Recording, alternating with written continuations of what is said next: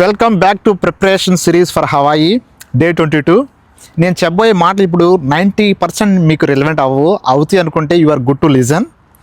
విషయం ఏంటంటే 3.5 years back జిమ్కి రావాలని నాకు చాలా లేజినెస్ ఓవర్లోడెడ్.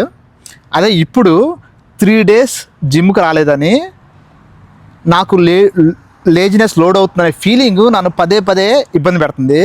అంటే చూడండి, ఒక్కసారి మనం ట్రాక్లో పడితే ఆటోమేటిక్గా ఏం చేయాలనేది అదే చూసుకునేది.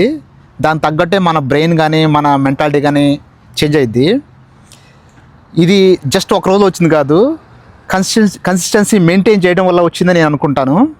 ఇది మంచి ఎక్స్పీరియన్స్ సెల్ఫ్ మోటివేషన్కి నాకు షేర్ చేయడానికి. ఫస్ట్ ట్రాక్లో ఎక్కడమే కష్టం.